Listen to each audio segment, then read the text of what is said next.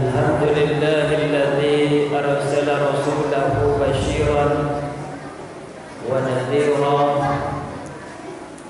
Asyhadu an la ilaha illallah wahdahu la syarika lah wa asyhadu anna Muhammadan abduhu wa rasuluhu sallallahu alaihi wasallam la nabiyya ba'dah. Allahumma salli wa sallim wa barik ala sayyidina Muhammad wa ala alihi wa ashabihi ajma'in. Wa ba'du fa ya ibadallah, usikum wa nafsi ya bitaqwallah faqad fazal muttaqun. Ittaqullaha haqqa tuqatih wa la tamutunna illa wa antum muslimun. Faqala Allah ta'ala fil Qur'anil Karim, a'udzu billahi minasy syaithanir rajim. Bismillahirrahmanirrahim. Qul ya ayyuhal kafirun la a'budu ma ta'budun wa la antum 'abiduna ma a'bud wa la ana 'abidun ma 'abadtum wa la antum 'abiduna ma a'bud lakum dinukum waliyadin. Shadaqallahul azim. Kaum muslimin, hadirin jemaah Jumat yang dimuliakan Allah, di Jumat ini dan seterusnya saja marilah sama-sama kita meningkatkan takwa. Meningkat bukan malah menurun. Kita kerjakan perintah Allah, lalu kita tinggalkan sekuat tenaga kita dimanapun, apapun yang namanya larangan Allah itu. Bersyukur kita, alhamdulillahirabbil alamin, sampai ini hari Sayyidul Ayyam, penghulunya para hari berkah, Jumat. Allah masih beri nikmat. Anak kecil dikasih nikmat, dewasa dikasih nikmat, orang tua dikasih nikmat. Allah kasih semua. Tidak ada yang tidak dapat nikmat kita di sini. Allah masih berikan kita hujan. Allah tidak jadikan banjir bandang. Allah tidak jadikan gunung meletus. Allah tidak jadikan longsor. Allah tidak azab kita. Allah masih berikan kita kekuatan fisik, kekuatan iman. Adapun kita sedikit batuk-batuk, demam, itu masih bisa kita kerja tetap. Dan paling penting, Allah masih kasih kita kesempatan hidup. Sudah banyak orang yang meninggal, bendera putih di pinggir jalan menandakan meninggal. Kita alhamdulillah masih hidup. Salawat beriringkan salam. Tak lupa pula kita hadiahkan kepada Nabi kita, Nabi besar Muhammad sallallahu alaihi wasallam.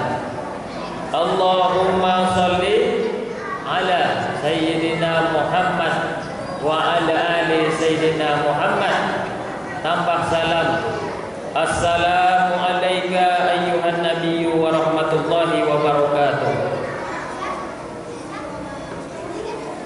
Mudah-mudahan kita yang ada di Masjid Al-Fatih, juga keluarga kita yang beriman pada Allah dan Rasul, mendapatkan syafaatnya Rasulullah itu berguna baik di dunia maupun di akhirat. Amin ya rabbal alamin.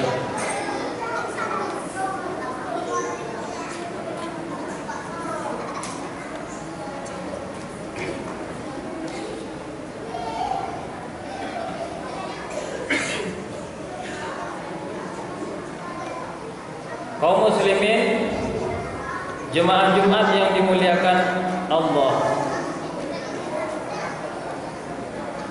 Di dalam agama kita Islam,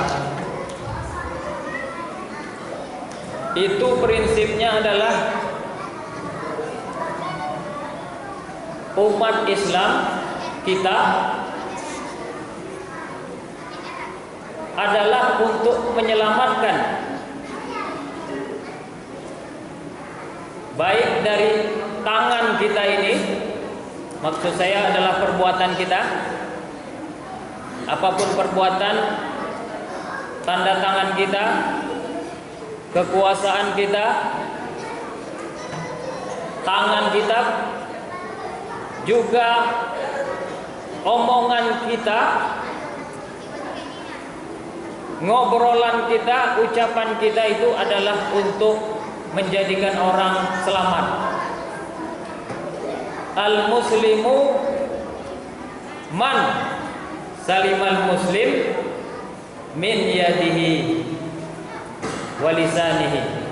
Orang Islam itu adalah yang bukan orang resah gara-gara dia, bukan orang kabur nengok wajahnya, tapi adalah yang menjadikan orang selamat. Bukan hanya umat Islam, bahkan seluruh umat selamat gara-gara dia, dari tangannya, perbuatannya, dan dari juga ucapannya. Makanya kita dianjurkan untuk bertoleransi. Toleransi ini adalah bahasa Belanda, juga bahasa Inggris. Toleransi bahasa Belanda, bahasa Inggris toleration.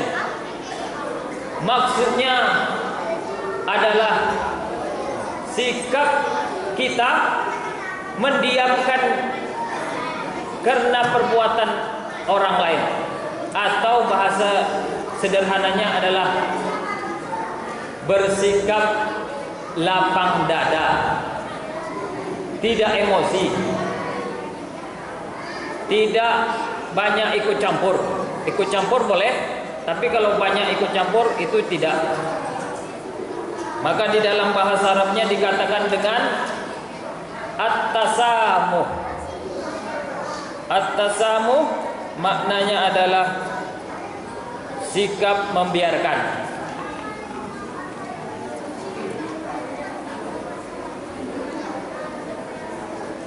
Apa gunanya sikap membiarkan ini? Sikap dapat mengakibatkan talbisul haq bil batil.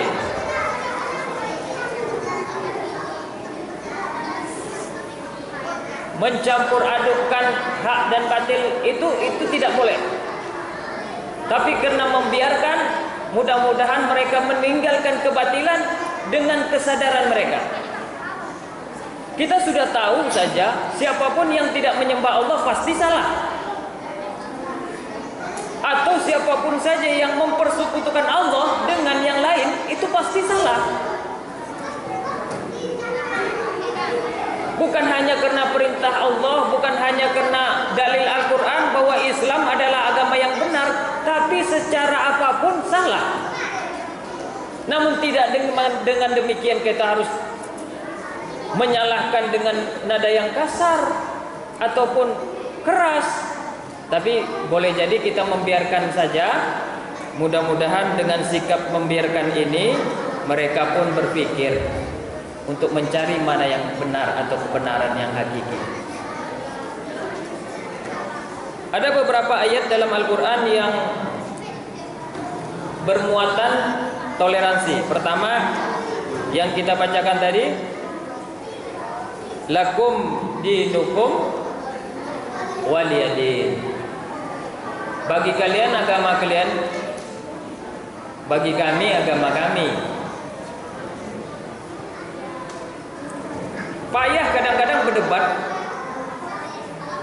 Kalau kita berdebat sama orang yang non muslim, baik Hindu, Buddha, Kristen, atau apalagi nama agama, Konghucu, itu payah kadang-kadang berdebat. Karena mereka memegang prinsip yang mereka ketahui, dan kita memegang prinsip pula yang kita ketahui. Jangankan kita yang berdebat, pernah suatu saat ada 60 orang dari kaum Nasrani, kalau bahasa kitanya Kristen, datang untuk menjumpai baginda Rasulullah sallallahu alaihi wasallam. Ini dikatakan dalam sirah dan juga kitab Ibnul Qayyim. 60 orang ini datang kepada Nabi. Mereka ingin menggali-gali, benar Nabi Muhammad itu utusan Allah atau Rasulullah? Apa bedanya dengan ajaran mereka? Dan apa sesungguhnya ajaran Islam itu? Pokoknya mereka ingin mencari-cari, menggali-gali, mungkin juga mencari-cari kelemahan. Biasanya orang berdebat tentu begitu. Lalu sampailah 60 orang Nasrani ini di masjid. Ketika itu Nabi Muhammad baru siap sholat. Nabi Muhammad biasanya adalah jadi imam dan para sahabat jadi makmum. Baru siap sholat asar.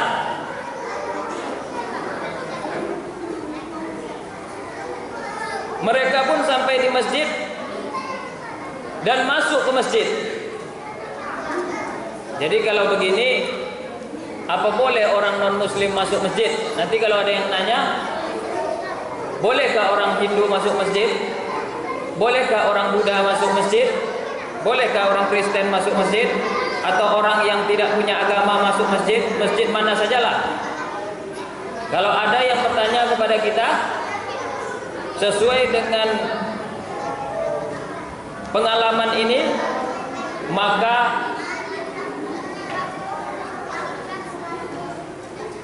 para sahabat waktu itu heboh. Para sahabat heboh karena mereka bukan hanya masuk masjid, tapi mereka rupanya sembahyang di dalam masjid sesuai dengan keyakinan mereka. Tentu heboh.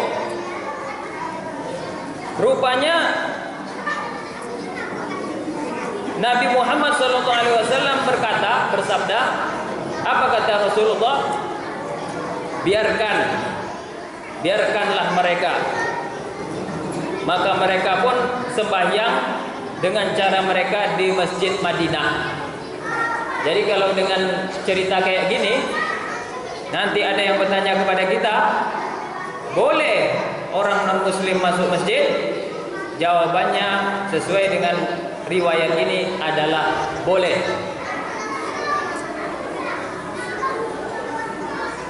Lalu akhirnya setelah itu mereka sembahyang dan mereka pun berdialog, berdiskusi dengan Rasulullah. Mereka adalah utusan Najran. Karena lama berdebat, lama berdiskusi, Nabi Muhammad tetap berkeyakinan bahwa adalah Nabi Isa manusia, dan juga Rasulullah adalah utusan Allah, Nabi Isa itu. Tapi orang-orang Nasrani ini tidak mau terima. Akhirnya perdebatan itu selesai begitu saja, tidak ada hasilnya, tidak ada kesepakatan. Namun juga tidak ada pertengkaran. Inilah yang dimaksud bahwasanya Islam sebagaimana dicontohkan teladan kita Rasul, tidaklah melarang umat non-muslim untuk bergaul, bahkan bercerita dengan kita umat Islam. Yang kedua, tidak ada paksaan di dalam Islam. Di dalam surat Al-Baqarah, a'udzubillahi minasyaitonirrajim, la ikraha fiddin. Tidak ada paksaan di dalam agama. Qad tabayyana rusdu. Udah jelas mana yang benar, minal ghayy, mana juga mana yang keliru atau salah. Ibnu Katsir dalam menafsirkan ayat tersebut menjelaskan, jangan memaksa seseorang untuk masuk Islam. Jadi karena kita sering bantu dia ditinggal di perumahan kita ini, dia miskin pula, bahkan dapat jatah kurban dari umat Islam, bahkan kadang-kadang hidup makannya tiap hari, minumnya anaknya kita yang kasih. Jangan kita paksa, udah Pak, Bu, sekarang wajib masuk Islam, kan kami yang tanggung. Tidak boleh begitu umat Islam.